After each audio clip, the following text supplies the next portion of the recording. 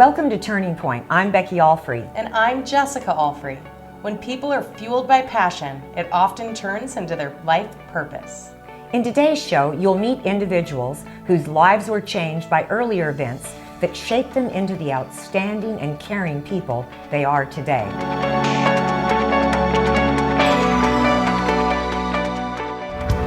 The sun seems to always be shining in this beautiful place we call home. Our next guest shares how you can cut the cord and shine some light on your electric bill. Interesting thing was the manager at Barnes & Noble's, the day of the book signing, actually said, and this was shocking to me, but of course I'm in the solar industry, that there were only 2 other books on Barnes & Noble's shelves about solar. Unbelievable. So, yeah, when I asked where he was going to, what category would it go in the store, and he says, well, there's a small section of energy, and there are 2 books, and apparently those are books used for like textbooks. Education. And he said, education, and this would be the 3rd one. And I said to him, well, this really isn't, it's an education book, but it's more about the history. I've been in the industry now for a decade, a little over a decade, but a decade as Renova Solar. And for me, it's difficult to think with all of the interest that is emerging in the industry that there aren't others who are writing, even if it's just It is technical. amazing. I'm surprised to hear that. Yeah. And I cannot wait to read it because I'm fascinated with it, but I don't understand it. I mean, so explain why the book then. So the book, and this is the warning that I gave to the manager, and this is the warning that I give to you. It is a bit, I'm an Italian, last name Battaglia. My name literally translates into victory battle. So nice. I'm Vincenzo Battaglia is a very, I don't want to say aggressive, but I find that a lot from my father, this Don Quixote syndrome, where I'm constantly lancing, where I see there's something wrong, and I see that You're the protector. That's it. The status quo is in this case with energy and entrenched utilities, who have been around for over 100 years, who have a legalized monopoly. They need to go. Absolutely. I think you're a Don Quixote right now. And I hate to, but I hate to I mean, Don Quixote, we know what happened to him ultimately. Well, okay. Well, you can have a different ending. There we go. And we'll create a new character. It'll be the Vincent Battaglia, the one who actually accomplishes what he set out to do, exactly. the vision. And the vision overall is to cut the cord, meaning cut the cord is being used in when it comes to television and cable. I'm talking about the utility cord. There is no longer a need for those electric transmission lines that we see running around. I love hearing that. Now, there's no longer. We have a technology that can't even be called,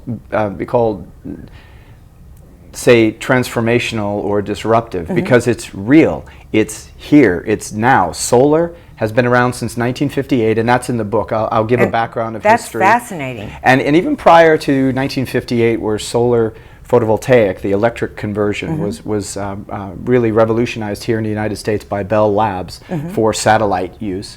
Prior to that, there's an interesting fact in the book. As I was doing research in 2008 and 9 into the industry, I discovered that I have a relative, Alessandro Battaglia, who in the 1880s was the very first person in the world, and anyone can Google this, and you'll see Google as well as there are papers that come from the University of Genoa, where Alessandro Battaglia was the first person ever to get a patent for a solar machine or a solar product. That's incredible. And so I to love fast that. forward, and then when I found that out, I thought, okay, there's purpose there. I mean, as strange as that may sound to some. Did you not know that? Didn't know that. Was not passed down through your family? No, I called my father immediately and I said, do you know anything of an Alessandro Battaglia? Because my father is an immigrant from Italy. And my father is from a region called Castellamare di Stabia, which is south of Naples. I'm sorry, north of Naples, south of Rome. And apparently Alessandro was came from an area north of Rome, so there's no direct connection there, but the Battaglia family is essentially in that western region of Italy. So they're in your genealogy. Exactly. And my father said, no, I don't know of anything direct. So what was your first turning point that made you fascinated with solar? When And as It in says the it in book, the book? it says in the Okay. book. I'm sorry, I keep Read the referring to book. it. So Okay. no, I hate to No, say that too. no, it's but, okay. But, I'm but I going would. to read It all it. does tie together. Right. And I will.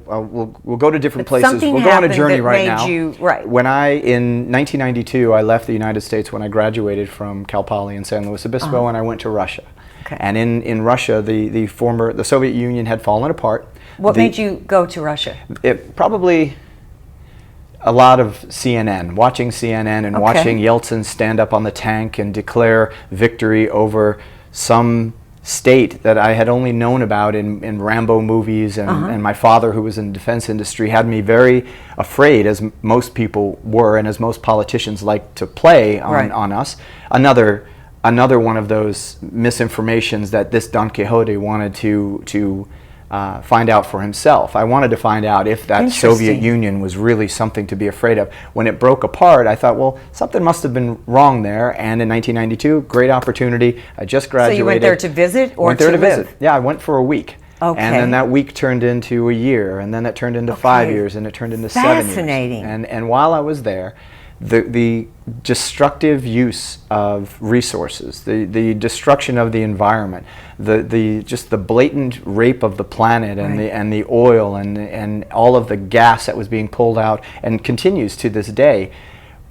I mean, they would destroy a building and they would take the rubble and just stack it somewhere else and then build another horrible building in its place. And they would never try to repurpose any of the building materials, or when it came to energy, it was a horribly wasteful, centralized hub and spoke delivery of everything from hot water to electricity. And that is the least efficient way for a modern society that has the internet at its disposal to deliver. function, So, right. yeah, centralized is very inefficient because you're producing in one location and you're losing through inefficiencies and through losses, just general losses from heat and from travel. You lose that energy as it makes its way to the end user.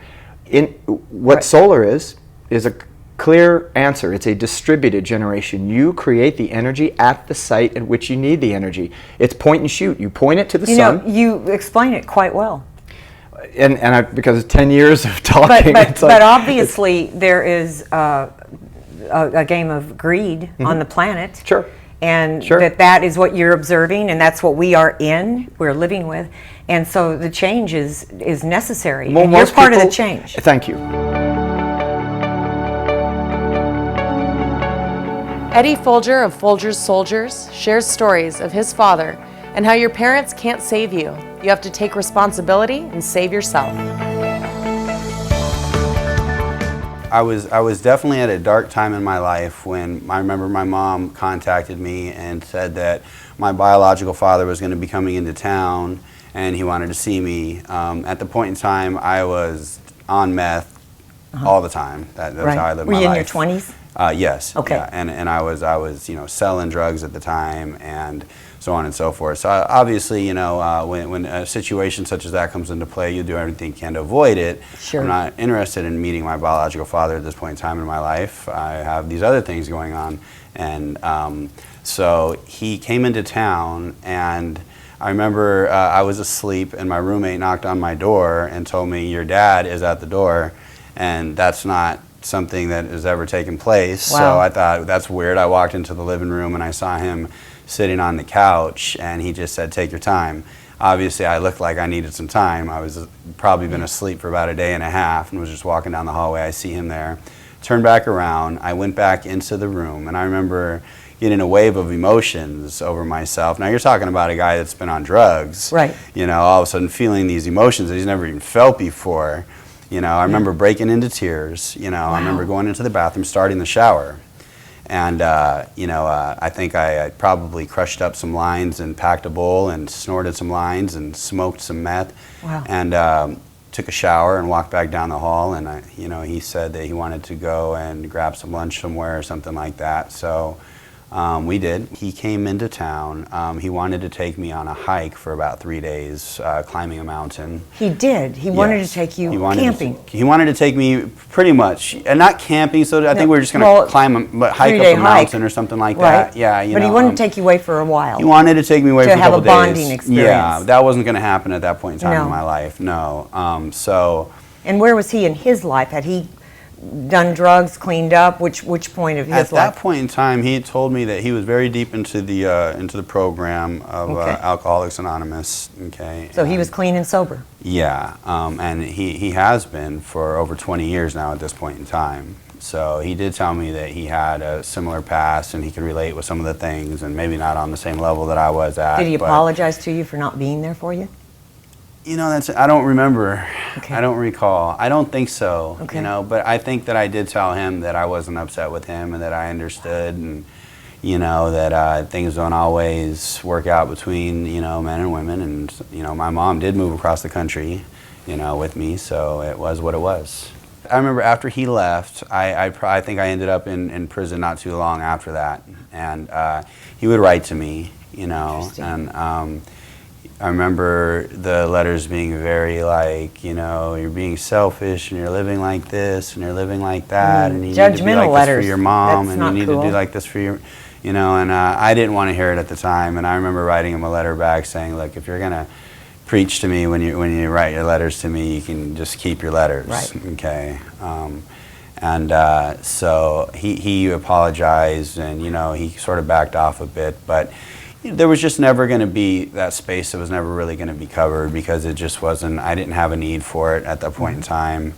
I was very messed up myself, so I wasn't looking for anything quality in my life. But you said something real key. You needed to save yourself. Correct. You were the one that did. I'm and the you one that did. needed to do it, yes. Yeah. So, you're an example of that, and that is, it isn't the parent's responsibility. No, it's We definitely not don't, the parent's and that's responsibility. just codependent behavior. And so it doesn't, that showed that whatever you go through with a parent, the ultimate, it's the person themselves that makes a change in their life. I really believe that there becomes a point in time in everybody's life, where you have to start taking responsibility for your own actions. You got to stop looking back, and honestly, I don't really care what happened to you. I do. I don't mean it in a Right. cold I way. understand. But no matter what, you have to start taking responsibility for your own life. You Instead have of blaming others. Instead of blaming other people. Right. Absolutely. Yeah. Okay, I like that. It's a good attitude, and I have to say, you're so positive. Is this your real nature? I think so. I actually believe it is, just from what I watched you and your interactions with others. That's what I see, and it's interesting to me because I know you had a lot of negative and criticism from the lifestyle that you were having, but you did not ever. You didn't turn around and become a negative, critical person. Yeah. The man that adopted me, my Yes. mom's husband, Stan Foulger, he had a lot of really good, he was old school, and he was a good guy, and one of his things was attitude. Attitude is everything. Honesty he is the best influenced policy. Yeah, so with those things, I try to always keep my spirits up. I believe it's contagious as well. If you have positive energy, then it's going to rub off on other people, and if you have negative energy, then it's going to rub off Exactly. on other people. It's interesting. I have a little bit of a balance. Not that beating anybody up is the answer, but there's definitely a bit of a hard nose to what I do, and kind of a no BS approach at times. Right, but that's staying the course. That's staying the course. I like to and run teaching discipline. a tight ship, because you know what? In the end, people want that from you. That's Exactly. that's what they need. And if you're getting ready for whatever it is in your life, whether it's a bikini show, or you want to lose some weight for a wedding, Right. or you just want to feel better about yourself, they're Or you want to depending- age gracefully. or you want to age gracefully, they're depending on you to help them get what they want. Okay, and sometimes it's by changing what they do.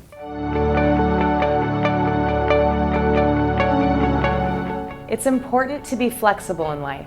Our next guest, Leesann Shefa, shares turning points of how yoga has helped her keep her mind and body flexible.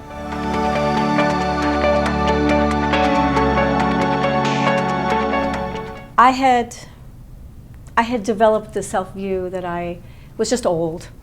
And Well, you weren't, of course. We know that you're not. Okay. but it's something that happens It's as something we we age. do in our heads. Yeah, it's something that happens as we age. We start to see ourselves as the world around us sees us, rather than the eternal spirits that we really Exactly. are.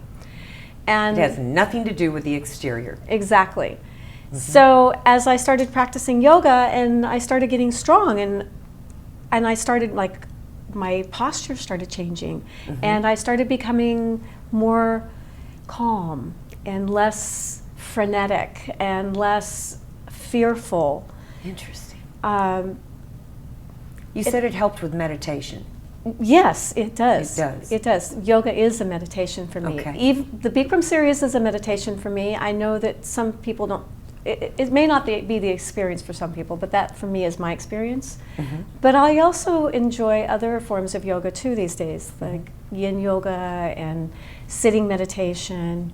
Okay. I really believe that our function in life is to connect and just wake up. Wake Exactly. up and help the people around us. And We are here for each other. I do have a strong belief of that as well. right. And there's a reason why we feel that strong need to be there for another person. And it's a healing act to do that in itself. Yes. When you're there for someone else, that's a healing choice that you're making. Absolutely. Don't you think? Absolutely. Absolutely. When I first started practicing yoga, I was doing elder care for my in-laws and my father. Wow. And the yoga actually gave me the strength to be able to nurture them and take care of them, as well as continue to have my family. Evan was in 5th grade when I started, wow. so it was a big time. Jacob was working on his Oh. MA. Right. You were a busy lady. It was a big time, but the importance that I have at this point in life is that it gave me strength and was a seed to help me reprint the fearful identity that I had taken on. Because that was such a strong shell Right. that I lived in for so long. And Do you feel like yoga made the biggest change in that? I do, actually. That's an awesome thing to say. I would say that yoga has made the biggest change in that. Yoga alongside Jacob, he's really helped, and alongside my dear friend Kim Tang, who's the owner of the studio where I practiced. She's been a great mentor for me in terms of really addressing how to embody the yoga, not just the postures, but the actual allowing our lives to change. How did you meet her? Our sons were in 5th grade together. I see. They're one of those accidents, but not really. That's exactly it. It You were wasn't an supposed to meet accident. her. Absolutely, absolutely. It That's was so a cool. Crucial. And so crucial she time. started talking to you about yoga. Yes. Okay, so that was not something you were thinking about. No. It wasn't even on your radar. No. I mean, I knew her son is a yogi, Uh-huh. and so I knew that she was doing yoga. Right.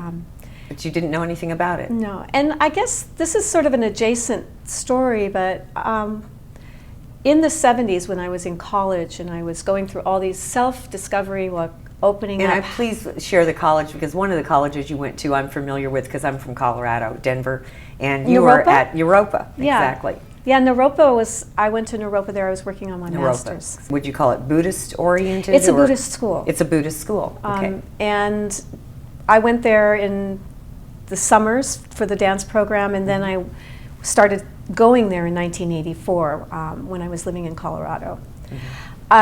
Sonoma State University is where I actually got my bachelor's Okay. from.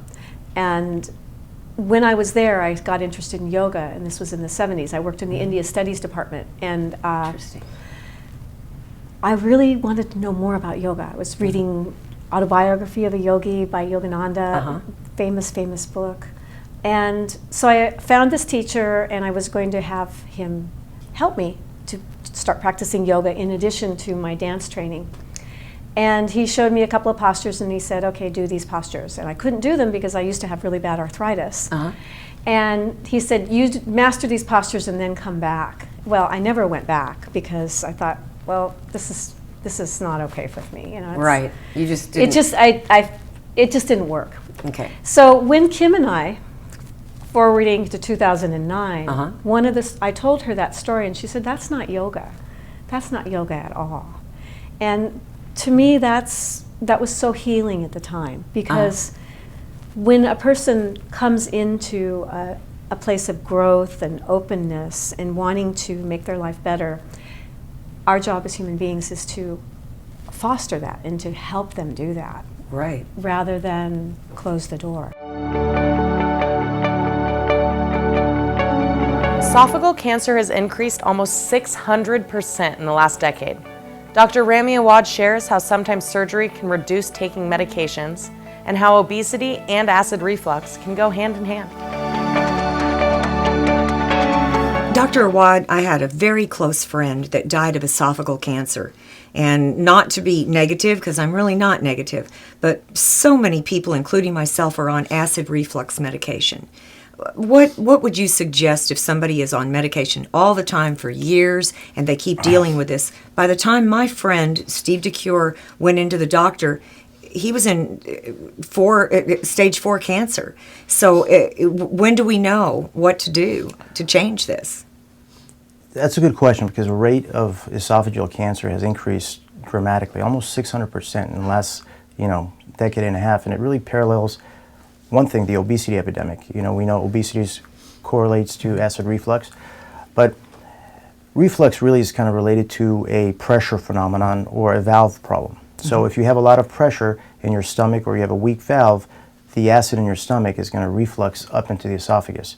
So medications really address the acid component, but not the anatomic component of a incompetent valve, a weak valve that allows you to reflux.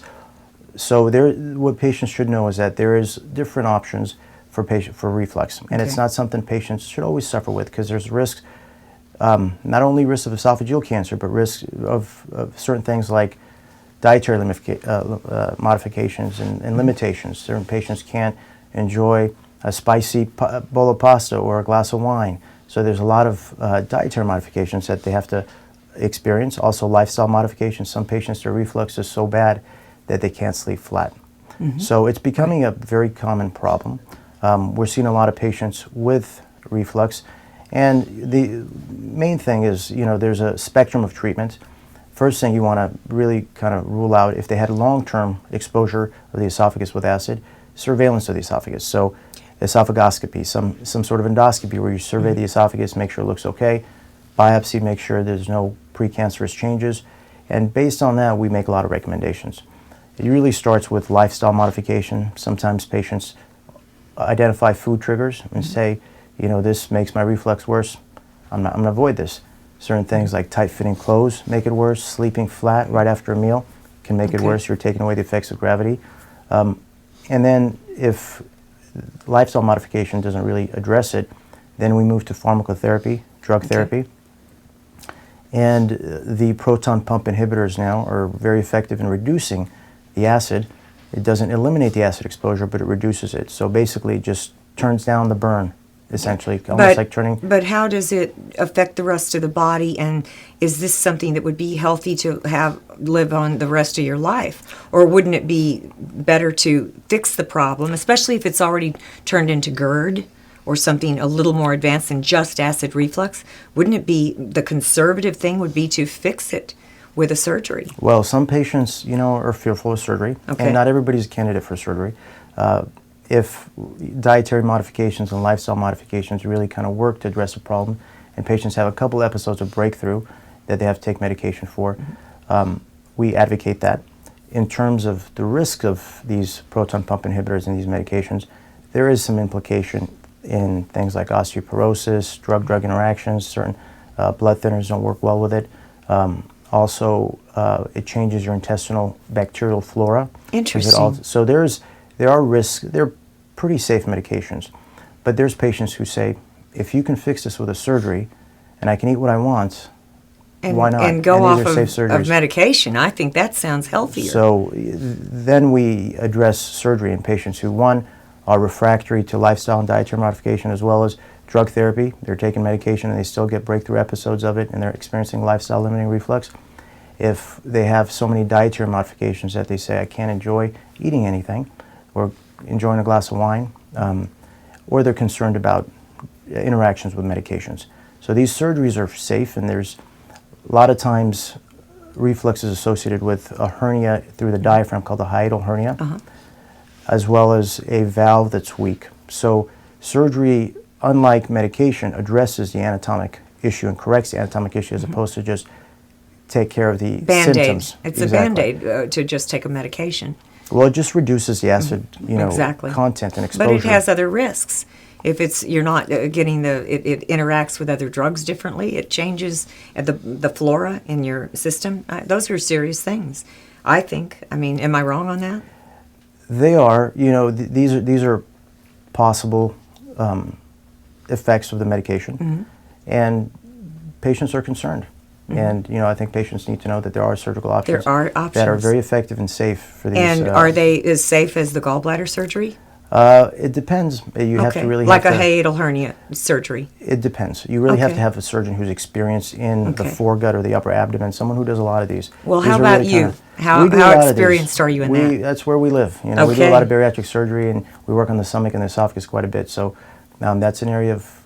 So you would be an expert in hiatal hernias. We do quite a bit. Okay, And that's there's excellent. There's a lot of those we do in association with bariatric surgery. Okay. A lot of my bariatric patients who come in for a gastric bypass or a sleeve do have hiatal hernias, and we fix it at the time of surgery as well. Interesting. That's good to know. But the anti-reflux surgeries usually in our combination with a hiatal hernia repair, and it's a procedure where you take the stomach, you fix the hernia, you mobilize the esophagus, and you essentially wrap the stomach partially or fully around the esophagus, and that really restores the pressure of the lower esophageal sphincter, that valve, so you almost are putting a belt around the esophagus, so it's less likely to have acid come up. And is that good for the rest of your life? How long does that surgery last? They tend to work pretty good. Okay. They tend to work pretty good. They're and very how long effective. before they can start eating regular food? They are put on a stage diet. Okay. So obviously there's going to be some swelling related to the surgery. So Okay. for about 2 weeks we put them on a clear liquid, full liquid, and then they advance themselves to a pureed consistency, then soft food. Okay. But we really advocate starting early to eat because it's almost like physical therapy for Right. the esophagus. And within 2 to 3 weeks they're really eating regular foods. So you coach a healthy lifestyle. with It's this, important, absolutely. With any surgery on how they eat and when they eat. Okay. Absolutely, and that's important for any surgery we do, and also for bariatric patients. It's very important that they implement health into the lifestyle. Great.